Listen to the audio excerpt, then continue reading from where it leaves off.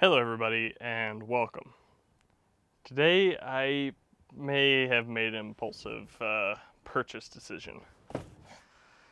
Yep, I bought myself one of those K5 Blazers that FMS recently released. I walked into my local hobby shop just to let my son look around, and of course I couldn't hold myself back, so I purchased this today. So I'm really excited about this. It's going to be a great addition to the fleet, so I'm just going to open it up here real quick. You know, just general first impression sort of thing. And most importantly, I kind of want to compare it size-wise to the other things I have. I have the TRX 4M, the Power Wagon FCX 24.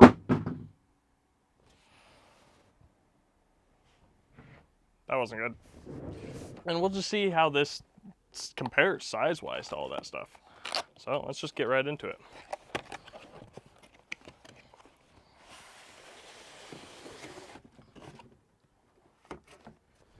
Our book, nothing else in the box. This is pretty standard FMS packaging. Excellent. Yes, I really liked this color scheme. It's the brown with the yellow stripe. It's just so cool to me. I love that color scheme. It's so retro, so good. And these tires are pretty squishy actually. Oh, and they're licensed Cooper Discoverer tires. That's awesome. Oh, and they added a servo saver. I know that on the Power Wagons they had issues with this front horn actually stripping out. I'm sad to see that the front linkage isn't stiffened up. Perhaps that's not required with that servo saver, but that is a little bit disappointing because that front linkage kind of stunk on my Power Wagon. I had to swap it out. And this is one of the early model versions. Early release versions, I mean, so it came with the extra stinger bumper as well as the roof rack. Yeah, here's the roof rack and the lights and everything else, so that's pretty cool. And our transmitter. Oh yeah, this is a pretty different transmitter. I think this is the V2 or so. Yeah, the V2 transmitter. So it's got a different wheel and buttons instead of dials. You know, everyone gives the buttons a hard time, but realistically with this one, you can see I did the mod with the Power Wagon stock spare. These dials, when you just toss this thing into a bag, they get misadjusted all the time. So I could see this definitely being actually beneficial just for accidentally bumping stuff less frequently. From what I understand, there is a little bit difference of functionality, so I'm not sure how exactly that compares. But initially, it actually seems like a good idea to me. So, just a personal look into it / opinion there. And I am actually going to have to steal these batteries from this transmitter because I don't have any other AAAs right now. I use the standard clipless body system, and I kind of put quotes on the clipless there because wait, no, they don't call it clipless, do they? It's just body pinless is what it is. And they just have the little push pins. And it seems to work a lot better on this body than it did on the Power Wagon. The Power Wagon, at least my original one, was a pain in the butt. We do have some lighting there ready to go. It looks like it's just the headlights. But everything's got transparent plastic. You could probably add taillights and turn signals pretty easily if you wanted to. And oh, check this out. They've got the TRX 4M style battery strap rather than the stupid O-ring thing. That O-ring thing stunk. This is a way better system. That's awesome to see that they updated that. Oh, this is also a different receiver. The original receiver, let me go grab it here. Here, I've got my Power Wagon. The original receiver, I have decased it here on this guy, but it's got overall this has got a lot more connectivity. So that's interesting to see. Yeah, other than that, the rest of this chassis looks pretty similar. I do see some strange small changes. Like this has these 3 circles on the back and my Power Wagon did not. Not sure what's going on there with that. Looks to be the same exact motor, same exact transmission, shifting servo.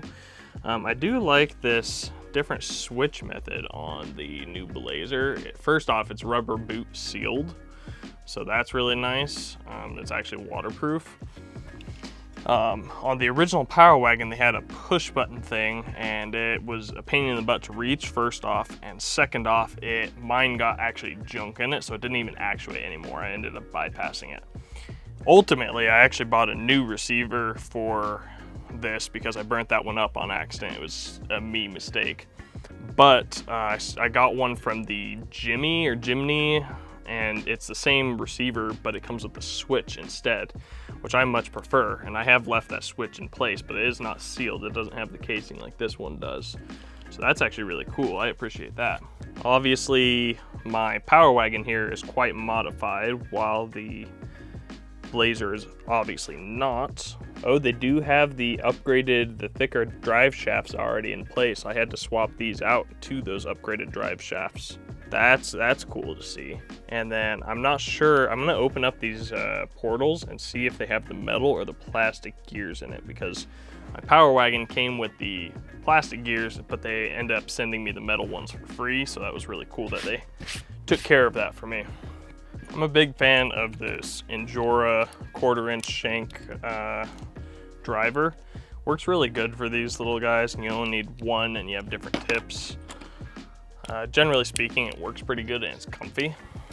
I'll have a link down to it in the description below, but it's been my favorite one so far. If you have any suggestions for other good drivers for this small scale RC stuff, comment it down below and I'll take a look, because I'm always on the lookout for better tools and alternate tools and things like that. I did have quite a few problems with the Power Wagon when it first released. I had a bad ESC out of the box. I had binding issues on the rear suspension. Like I said, I had those plastic portals, and those gave up on me eventually. However, all that being said, FMS really took care of me. They sent me a new receiver free of charge. They sent me an entire rear suspension setup. That's the shocks, the Y-link, all the links actually. They sent me those upgraded drive shafts with all that stuff, even though I didn't ask for it. I didn't even mention that I was having any problems because I wasn't yet.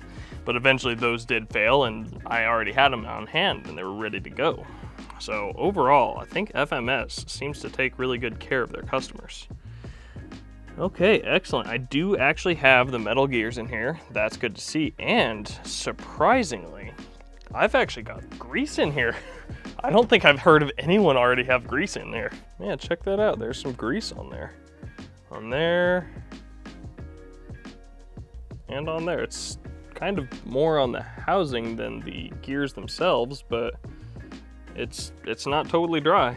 You can definitely see there's some sort of something there. I'm probably still going to add some of my lithium grease. I usually put white lithium grease in these things, just because it's what I have and it works well. So I probably still am going to do that, just to make sure that we're all good to go. Although really you know what, I'm gonna run it how it is. Now wait a second.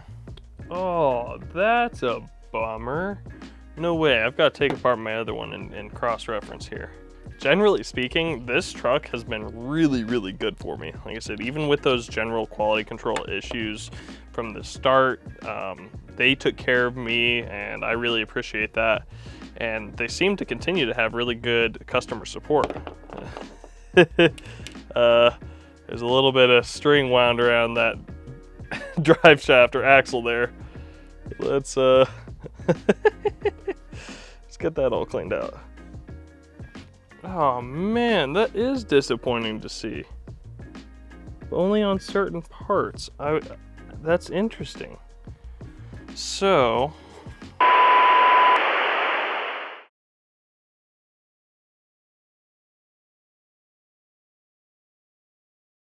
I was wrong as well. It was the lower one here that's seized, not the top one. The upper one's just fine.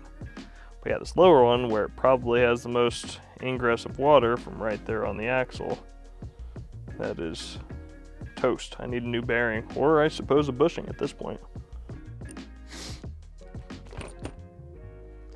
Alrighty, there we go.